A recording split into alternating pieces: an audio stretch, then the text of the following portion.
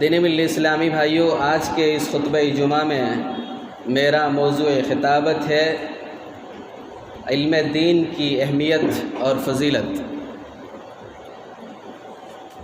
علم دین کی اہمیت اور فضیلت مسلم ہے۔ قرآن و حدیث کے صفحات علم دین کی اہمیت اور فضیلت سے بھرے پڑے ہیں۔ علم اللہ رب العزت کی ایک بہت بڑی نعمت ہے، جسے چاہتا ہے اسے دے دیتا ہے، اور اللہ رب العزت کا یہ فضل بھی ہے، جسے چاہتا ہے دیتا ہے۔ جہاں رحمت ربانی ہے وہیں ذریعہ نجات اور وجہ سربلندی بھی ہے۔ اصل علم دین ہے۔ یہی علم دین کی وجہ سے ایک انسان گمراہی سے ہدایت حاصل کرتا ہے۔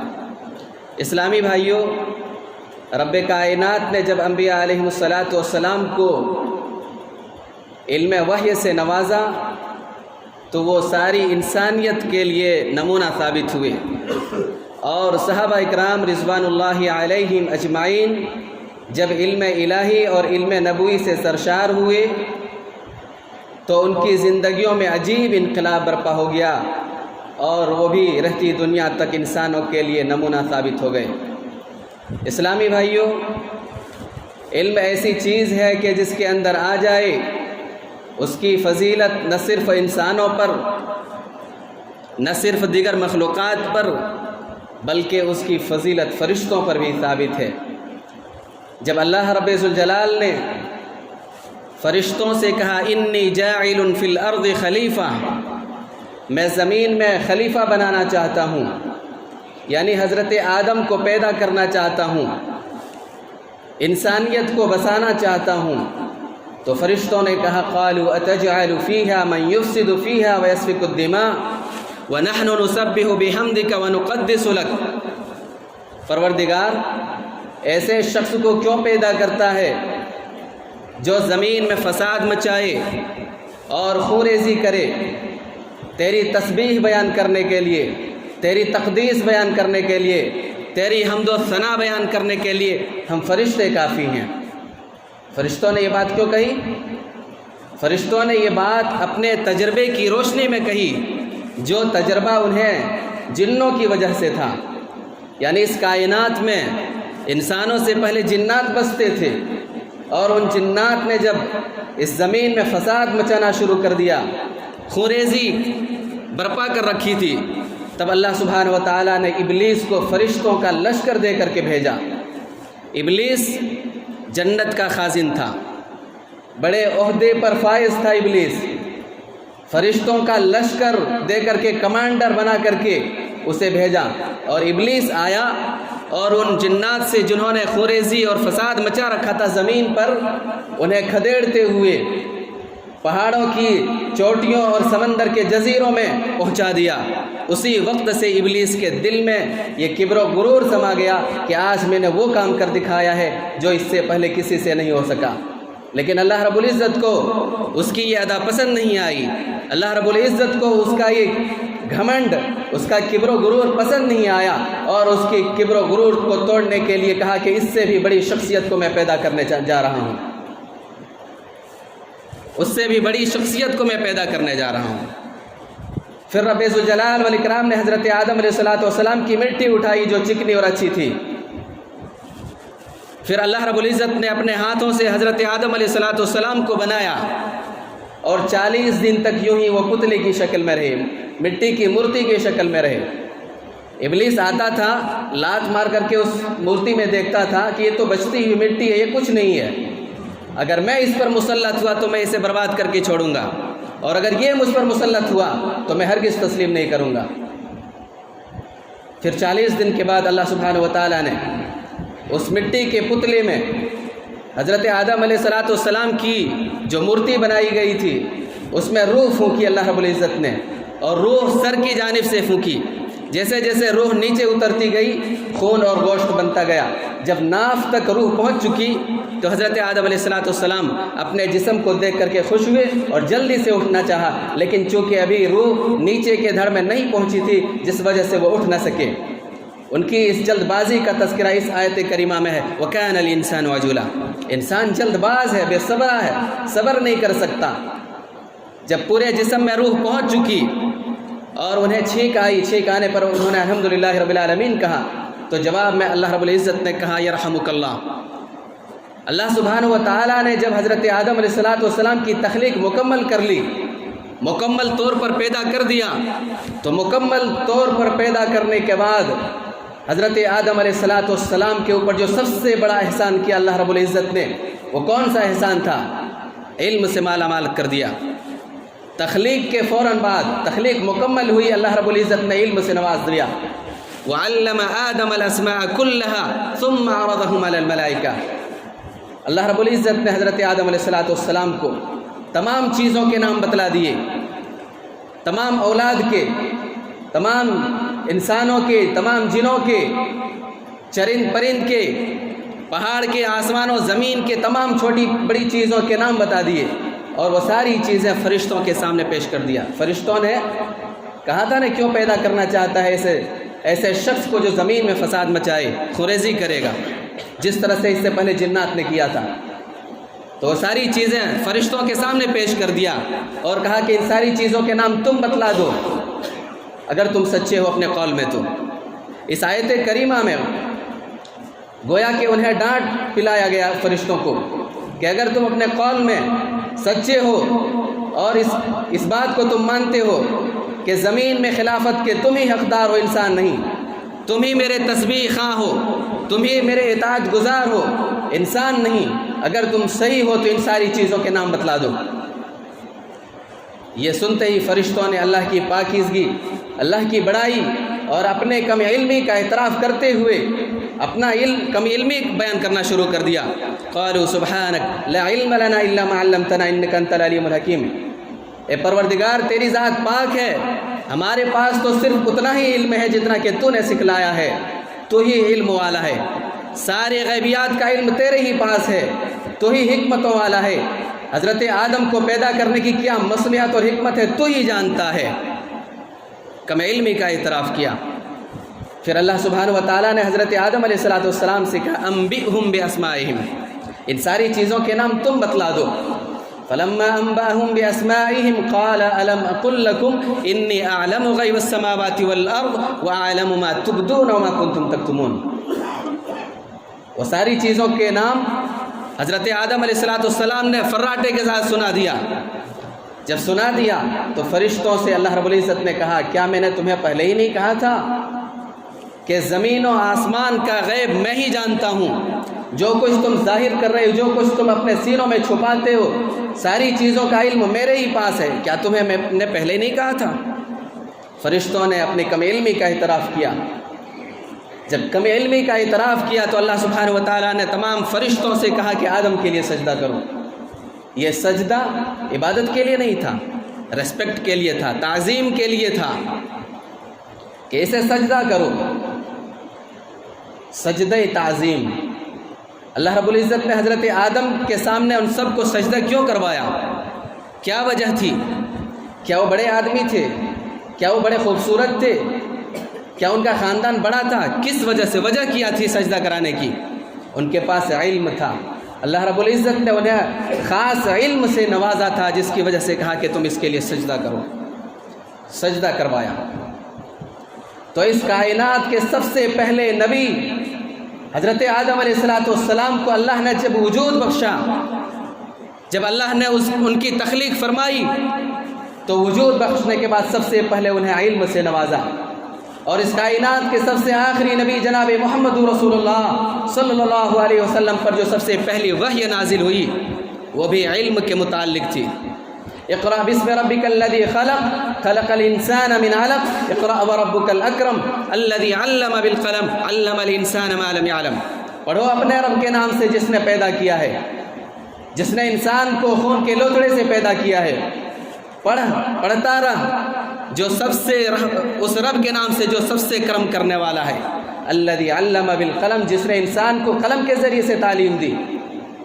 قلم کی بڑی اہمیت ہے. علم حاصل کرنے کے ذرائع میں سے ایک بہت بڑا ذریعہ قلم ہے. اور قلم کی اللہ رب العزت نے قسم بھی کھائی ہے، اتنی اہمیت، اور قلم کے نام سے ایک پوری سورت بھی نازل فرما دی ہے، نون والقلم وما یسطرون، قسم ہے قلم کی۔ تو الذی علم بالقلم پڑھا اپنے اس رب کے نام سے جس نے قلم کے ذریعے سے انسان کو تعلیم دی ہے۔ علم الانسان ما لم یعلم، انسان کو وہ چیزیں سکھلائے جو کچھ وہ نہیں جانتا تھا۔ تو اس کائنات کے سب سے پہلے نبی حضرت آدم علیہ السلام کو وجود بخشنے کے بعد سب سے پہلے اللہ رب العزت نے جو احسان کیا ان کے اوپر وہ علم دیا، اور اس کائنات کے سب سے آخری نبی جناب محمد رسول اللہ صلی اللہ علیہ وسلم پر جو سب سے پہلی وحی نازل ہوئی وہ وحی بھی علم کے متعلق تھی۔ اقرأ باسم ربک الذی خلق، سورہ اقرا کی یہ ابتدائی 5 آیتیں سب سے پہلی وحی میں نازل ہوئی۔ ان آیتوں میں ذرا غور فرمائیں، اللہ رب العزت نے 2 بڑے احسان کا تذکرہ فرمایا ہے، ایک انسان کا وجود، انسان کا پیدا کرنا، اور دوسرا ہے علم سے نوازنا۔ اسلامی بھائیوں، امام بخاری رحمۃ اللہ علیہ نے صحیح بخاری کے اندر ایمانیات کے تذکرے کے بعد سب سے پہلے کتاب العلم کا تذکرہ فرمایا ہے۔ اس سے پتہ چلتا ہے کہ ایمان لانے کے بعد ایک انسان کے اوپر جو سب سے پہلا فریضہ عائد ہوتا ہے وہ ہے علم حاصل کرنا، اور کتاب العلم کے تذکرے کے بعد وضو، غسل، نماز، روزہ، حج، زکوٰۃ، دیگر اعمال کا تذکرہ فرمایا ہے۔ اس سے پتہ چلتا ہے کہ علم پہلے ہے اور عمل بعد میں ہے۔ اگر کسی کے پاس علم نہیں ہے تو وہ کسی بھی عمل کو انجام دے ہی نہیں سکتا۔ اس سے علم کی اہمیت کا پتہ چلتا ہے۔ کسی کے پاس اگر علم نہ ہو تو وہ اس عمل کو انجام دے ہی نہیں سکتا، اور اگر کوئی شخص علم نہ ہونے کی وجہ سے کوئی عمل کرتا ہے تو قیامت کے دن سب سے زیادہ خسارے اور گھاٹے میں ہوگا۔ قل هل ننبئكم بالاخسرين اعمالا الذين ضل سعيهم في الحياة الدنيا وهم يحسبون انهم يحسنون صنعا۔ اے نبی صلی اللہ علیہ وسلم، آپ کائنات والوں سے کہہ دیجئے کہ آؤ میں تمہیں سناؤں، پڑھ کر تمہیں بتلاؤں کہ عمل کے اعتبار سے سب سے زیادہ خسارے میں کون ہیں۔ وہ ہیں کہ جن کی دنیاوی زندگی کی تمام کوششیں ضائع اور بیکار ہو گئیں، اور وہ جو کچھ کر رہے تھے وہ یہ خیال کر رہے تھے، یہی گمان میں تھے کہ جو کچھ ہم کر رہے ہیں اچھا کر رہے ہیں۔ ان 2 آیتوں میں اللہ رب العزت نے ایک بہت بڑی بات بیان فرمائی ہے۔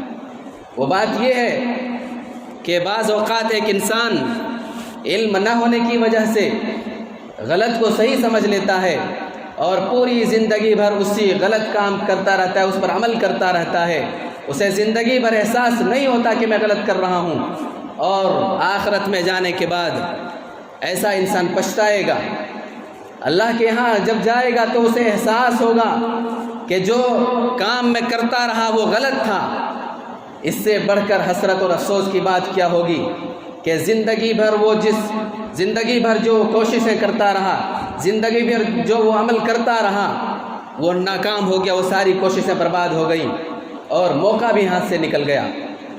موقع نہیں ملے گا وہاں سے آ کر کے دوبارہ علم حاصل کرنے اور اس پر عمل کرنے کی، تو اس سے بڑھ کر حسرت اور افسوس کی کیا بات ہوگی۔ اسلامی بھائیوں، اسی لیے ایک انسان کے اوپر یہ فریضہ عائد ہوتا ہے، سب سے اولین فریضہ یہ ہے کہ سب سے پہلے وہ دین کا علم حاصل کرے۔ اسی لیے شریعت اسلامیہ نے طلب علم کو فرض قرار دیا ہے۔ طلب العلم فریضۃ علی کل مسلم، تمام مسلمانوں کے اوپر چاہے مرد ہو یا عورت علم حاصل کرنا فرض ہے۔ اور علم ایک ایسی چیز ہے، علم ایک ایسی نعمت ہے کہ انسان اپنے گھر سے اسے حاصل کرنے کے لیے نکلتا ہے تو اس کے عزت اور اکرام کے لیے فرشتے اپنا پر بچھا دیتے ہیں۔ ما من خارج یخرج من بیت فی طلب العلم الا وضعت له الملائکة اجنحتها رضا بما یصنع۔ ایک طالب علم حاصل کرنے کے لیے اپنے گھر سے نکلتا ہے، اپنے گھر سے باہر قدم رکھتا ہے، اس کائنات میں بادشاہتیں ہیں، اس کائنات میں حکومتیں ہیں۔ ایک ملک کا وزیر اعظم جب دوسرے ملک میں جب جاتا ہے تو اس کے استقبال کے لیے کارپیٹ بچھایا جاتا ہے، لیکن یہ ایسا ایک یونیک انسان ہے جس کے استقبال کے لیے فرشتے اپنا پر بچھاتے ہیں۔ دوسری روایت میں نبی کریم صلی اللہ علیہ وسلم نے ارشاد فرمایا، جو شخص مسجد میں صرف اس نیت سے آئے کہ کہ مجھے خیر کی تعلیم حاصل کرنی ہے، خیر کی تعلیم دینی ہے۔ من غدا الى المسجد لا يريد الا ان يتعلم خيرا او يعلمه كان له كاجر حاج تاما حجته۔ کوئی شخص اپنے گھر سے نکلتا ہے، مسجد آتا ہے، اس کی نیت یہ ہوتی ہے کہ مجھے تعلیم حاصل کرنی ہے، علم حاصل کرنا ہے، تو وہ مکمل حج کے برابر ثواب لے کر کے لوٹتا ہے۔ جس طرح سے ایک حاجی حج کر کے جب واپس آتا ہے کتنا اجر و ثواب لے کر کے لوٹتا ہے، ایک حاجی کے برابر اجر و ثواب لے کر کے یہ لوٹتا ہے۔ نبی کریم صلی اللہ علیہ وسلم نے یہ بھی خوشخبری سنائی، من سلک طریقا یلتمس فیہ علما سہل اللہ لہ طریقا الی الجنہ۔ یہ جنت کا سودا ہے، جو شخص اپنے گھر سے نکلتا ہے اور یہ تڑپ لے کر کے نکلتا ہے کہ مجھے علم سیکھنا ہے، علم کی تلاش میں وہ کسی راستے پر چلے تو رب ذوالجلال والاکرام اس کے لیے جنت کا راستہ آسان کر دیتا ہے۔ دوسری روایت میں نبی کائنات علیہ السلام نے ارشاد فرمایا، ایک طالب علم مجاہد فی سبیل اللہ کے درجے میں ہوتا ہے، اور مجاہد فی سبیل اللہ کا کیا درجہ ہے، کیا مقام ہے، وہ کسی سے مخفی نہیں ہے۔ کہ ایک مجاہد جب اللہ کے راستے کی سربلندی کے لیے، اللہ کے دین کی سربلندی کے لیے جب وہ گھر سے نکلتا ہے، اور جب اس کا لباس پراگندہ ہوتا ہے، اس کا لباس گندا ہوتا ہے، اس کے لباس میں گرد پڑتی ہے، تو جتنی گرد اس کے لباس میں پڑتی ہے اتنی ہی کستوری اللہ رب العزت قیامت میں اسے عطا فرمائے گا۔ کتنی بڑی فضیلت ہے علم حاصل کرنے کی۔ نبی کائنات علیہ السلام نے یہ خوشخبری بھی سنائی ہے، اہل علم کو اتنی بڑی خوشخبری سنائی ہے، اتنی بڑی خوشخبری کہ دنیا کے پیمانے اگر اکٹھے کر لیے جائیں اور اس خوشخبری کا وزن کیا جائے تو اس خوشخبری کا وزن نہیں کیا جا سکتا۔ اتنی بڑی خوشخبری۔ خوشخبری کیا ہے؟ ہمارا اور آپ کا علم ناقص ہے، ہمیں تو پتہ بھی نہیں اللہ کی کتنی مخلوقات ہیں۔ انسان ایک اللہ کی مخلوق ہے، ایک مخلوق ہے۔ فرشتے اللہ کی ایک مخلوق ہے، چینٹی اللہ کی ایک مخلوق ہے، مچھلی اللہ کی ایک مخلوق ہے۔ اس طرح سے کتنی مخلوقات ہیں، کوئی گن نہیں سکتا، کوئی اندازہ بھی نہیں کر سکتا۔ اور ان مخلوقات میں صرف ایک مخلوق کی اگر بات کریں، فرشتوں کی اگر بات کریں، فرشتے کتنی تعداد میں ہیں؟ اگر صرف فرشتوں کی بات کی جائے تو کیا ہم فرشتوں کی تعداد کا اندازہ کر سکتے ہیں؟ اللہ رب العزت نے کتنے فرشتے پیدا کیے ہیں؟ ہماری سوچ، ہماری عقل وہاں تک سفر نہیں کر سکتی جتنی تعداد میں اللہ رب العزت نے فرشتوں کو پیدا کیا ہے۔ جس طرح اس دنیا میں مکے کے اندر ایک بیت اللہ ہے جس کا طواف کرتے ہیں لوگ، اسی طرح سے آسمانوں کے اوپر ایک گھر ہے اللہ کا جسے بیت المعمور کہا جاتا ہے۔ اس کا تذکرہ سورۃ طور میں ہے، والطور وکتاب مسطور فی رق منشور والبیت المعمور۔ قسم ہے بیت معمور کی، بیت معمور کی قسم کھائی اللہ رب العزت نے۔ آسمانوں کے اوپر ایک اللہ کا گھر ہے جس کا نام بیت معمور ہے۔ روزانہ ہر وقت اللہ کے 70,000 فرشتے اس بیت معمور کا طواف کرتے ہیں، اور جو فرشتہ ایک بار طواف کر لے قیامت تک اس کی باری نہیں آتی۔ کیا ہم اور آپ اندازہ کر سکتے ہیں فرشتوں کی کیا تعداد ہے؟ اور پھر اس زمین پر کتنی مخلوقات ہیں؟ ایک مخلوق چینٹی ہے، چینٹیوں کی کیا تعداد ہے کسی کو معلوم ہے؟ سمندر کے اندر کتنی مچھلیاں ہیں کسی کو معلوم ہے؟ اس زمین کے اندر کتنے انسان بسے ہوئے ہیں؟ مردم شماری کرنے والے تھک جاتے ہیں، تو کون سی ایسی ہستی ہے وہ اس روئے زمین پر جس کے لیے آسمان اور زمین کے تمام مخلوقات جس کے لیے دعائے خیر اور مغفرت کرتی ہوں؟ کون سی ہے وہ ہستی؟ آسمان کے 7واں طبق اور ساتوں زمین میں بسنے والی ہر مخلوق جس کے لیے خیر و برکت کی دعا کرتی ہو، کون ہے وہ شخصیت؟ ان اللہ و ملائکتہ و اہل السماوات والارضین حتی النمل فی جحرہا، رب ذوالجلال والاکرام اور اس کے نورانی فرشتے، آسمانوں میں رہنے والی تمام مخلوقات، اس زمین میں بسنے والی ہر مخلوق، یہاں تک کہ چینٹیاں اپنے بلوں میں رہ کر کے، اور سمندر کی گہرائیوں میں رہنے والی مچھلیاں جس کے لیے خیر اور مغفرت اور استغفار کی دعائیں کرتی ہے۔ وَإِنَّ طَالِبَ الْعِلْمِ يَسْتَغْفِرُ كُلَّ شَيْءٍ، ایک طالب علم کے لیے تمام مخلوقات خیر و برکت کی دعائیں کرتی ہے۔ کون ہے وہ ہستی؟ وہ طالب علم ہے، علم حاصل کرنے والا ہے، علم حاصل کرنے والی ہے وہ ہستی۔ حضرت قبیصہ رضی اللہ تعالیٰ عنہ فرماتے ہیں، ایک بوڑھے شخص تھے، وہ نبی کریم صلی اللہ علیہ وسلم کی خدمت میں حاضر ہوئے اور کہا کہ اللہ کے رسول صلی اللہ علیہ وسلم، میں بوڑھا ہو چکا ہوں، میری ہڈیاں کمزور ہو گئی ہیں، میں آپ سے کچھ علم حاصل کرنے کے لیے آیا ہوں، کچھ آپ سکھا دیں مجھے تاکہ مجھے فائدہ ہو جائے۔ نبی کریم صلی اللہ علیہ وسلم نے کیا ارشاد فرمایا کہ قبیصہ، تم جس راستے سے گزر کر آئے ہو، جس درخت، جس پتھر، جن ذروں سے تم ہو کر کے آئے ہو، ان تمام چیزوں نے تمہارے لیے مغفرت کی دعائیں کی ہے۔ تو جو شخص اپنے گھر سے نکلتا ہے علم حاصل کرنے کے لیے، رب ذوالجلال والاکرام کی تمام مخلوقات اس کے لیے خیر و برکت کی دعائیں کرتی ہے۔ اللہ رب العزت سے دعا کرتے ہیں، رب ذوالجلال والاکرام تو ہمیں علم حاصل کرنے کی توفیق عطا فرما، علم کی اہمیت کو سمجھنے کی توفیق عطا فرما۔